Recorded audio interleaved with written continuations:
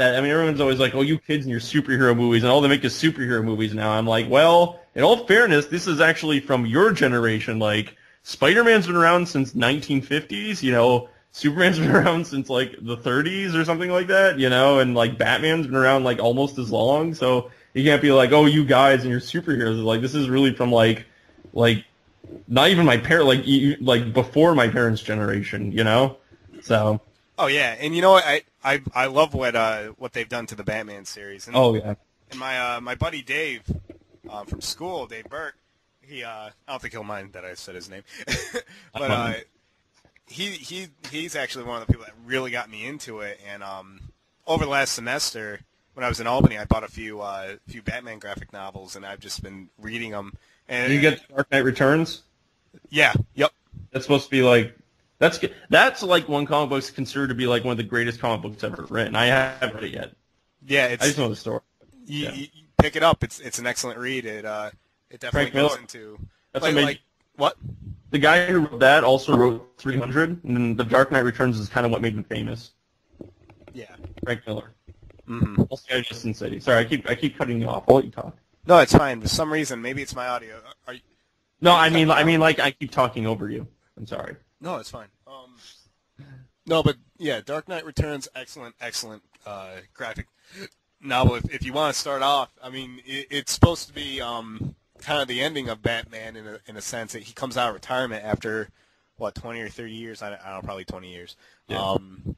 I'm not. There's plenty of comic. If there's any comic book fans out there, I'm sorry. I'm not a huge fanboy with this stuff, but yeah, he comes out of retirement and.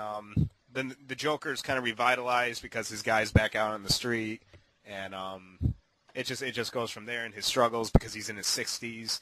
You know, he's still fighting crime. I thought he was like in his 50s in it. I can't remember. Yeah, maybe 50s, 60s. I don't know. Doesn't matter. Regardless, he's an old man. Yeah. And, so it's a really good book. I also have two or three others. Killing Joke? I wish I had that. I do not have that. The Killing Joke is actually the what has been argued by, and DC has backed several occasions, to be the origin of the Joker. So if you want to know kind of canon, I guess, of what the origin of the Joker is, that would be your book to read. Yeah, as close to canon as you can get with comic books these days, but yeah, there's so many side storylines. Well, it's funny with the Who here doesn't remember Age of Apocalypse? Yeah. I also have the Long Halloween, excellent book. It has the origins of Two-Face in it. And The Dark Knight borrows heavily from that novel, and the Joker actually is borrowed heavily from the Joker in The Dark Knight is borrowed heavily from a book that was actually given a graphic novel that was given to Heath Ledger, besides The Killing Joke, which was also, but this other one called Arkham Asylum. Arkham Asylum. What did I say? Arkham. Yeah, whatever. Arkham. I thought I said Arkham. Well, anyways, Arkham Asylum, A Serious House on Serious Earth. First off, the art direction in the book, the artwork in the book is simply amazing. Very, very dark, very gritty. Why do we have to refer to them as graphic novels? Why can't we just call them comic books? What happened to why is comic book on PC? I think people. I think how they differentiate. I don't know. I'm not huge. Like I said, I'm not huge into it. But I think graphic novels are just longer volumes, like that. They're just longer books, I guess. And they're like one shot, like it's a one thing instead of like a series. Yeah. Well, a lot of the times, I guess. And I was talking to Crystal, Dave's girlfriend. She says that she told me that what a lot of times they'll do is they'll take a series, like maybe a 12-part series, put them all together and release it as a graphic novel. Mm-hmm. Okay, so it's like a book. Okay. Yeah. It's yeah. So, anyways, they brought Keith read that book too, and it really goes into the Joker's psyche and their argument in the book. What happens in the book, actually, the people in Arkham, Arkham. What Arkham? Arkham. Arkham. Yeah. The patient. Can you hear me okay through my mic? What? You hear me okay through my mic? Yeah, you're cutting out a little bit, actually. Okay, I'm sorry. I'm not. My voice isn't close enough. How's that? Sounds fine. Is that better? Yeah. But anyways, in Arkham Asylum, the patients take over, and led by the Joker, and they want Batman to come. And two people stay. One of them's a psychiatrist. I forget her name, but anyways, she talks about how they're having a really hard time trying to rehabilitate the Joker, because she said that they think that he might have like a super sanity. What does that mean? What? How do I sound now? You sound fine. Okay, because I just noticed my mic was half unplugged. Oh, that could have been it, because I was listening and you kept kind of cutting out, but yeah. Okay. Where is it? There's an excellent. Where is it? Let me see. What are you doing now? I'm kind of looking. Now, you do know that they're making a video game out of that book, right? Arkham Asylum. Are they really? Yeah. Awesome. I hope it's. They released graphics of it. It looks pretty. Apparently it's going to be less of an action game and more of like a detective game. Yeah. Yeah, like a Batman detective game kind of. Well, that's kind of. I mean, obviously there will be action and like fighting in it, but I guess like it's going to be heavy on you know. Yeah, well, what it says in the book. What was that? Yeah, the detectiving. Anyway, I'm sorry. Yeah, no, that's fine. No, all I wanted to say was they're kind of talking about the Joker, and the woman says, "We're beginning to think it may be a neurological disorder similar to Tourette's syndrome. It's quite possible we may actually be looking at some kind of super sanity here, a brilliant new modification of human perception, more suited to urban life at the end of the 20th century." Batman goes, "Tell that to his victims," and she goes, "Unlike you and I, the Joker seems to have no control over the sensory information he's receiving from the outside world.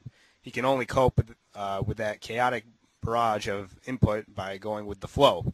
That's why some days he's a mischievous clown, others a psychopathic killer. He has no real personality. He creates himself each day. He sees himself as the lord of misrule and the world as a theater of the absurd."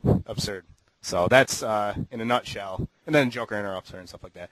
But like, I think it's a great way of putting him, because he just has no remorse, you know. That's one of the reasons why I'm starting to think he's one of my favorite comic book villains, anyways.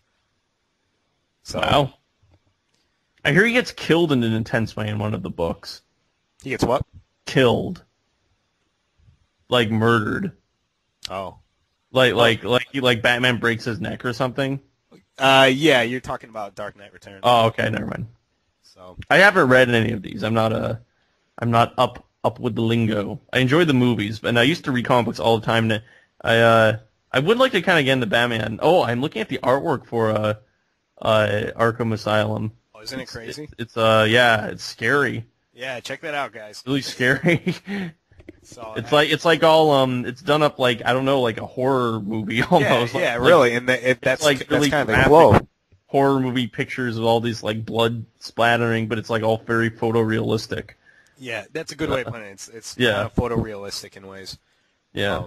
But yeah, Dave brought that and showed it to me one day at school, and I wasn't able to read it, but he brought it to a wedding that we attended earlier in the summer, and I was able to kind of read it there at night when we were kind of settling down, stuff like that. So it's an excellent read. It's pretty quick, so it's very interesting. It goes kind of through all the villains of Batman, and kind of talks about how they're sick and stuff like that. So, and they go into the psyche of Batman, and maybe Batman belongs in Arkham Asylum and stuff like that, because him and the Joker aren't unalike, that kind of deal. So it's really interesting. I think Batman's really interesting, to the fact that, I mean, it's not totally realistic, but at the same time, it's a hell of a lot more realistic than other comics you'd be reading. Yeah. So, but I mean, that's what I think, anyways. I think this book is obviously it's really interesting. I've been reading up a lot about the Joker and stuff like that. So what do you think about the movie? Dark Knight? Yeah. I think it was excellent. I'm really upset though that Heath Ledger won't be able to come back to reprise the role, and we won't be able to see that again. And at the same time, maybe it's a good thing. Yeah. It's not a good thing he's dead, but maybe it's a good thing that they can't put another Joker in. Yeah, and that they won't. Of course, then again, they always did say that Jack Nicholson would be irreplaceable. Very true. and as we can see, he is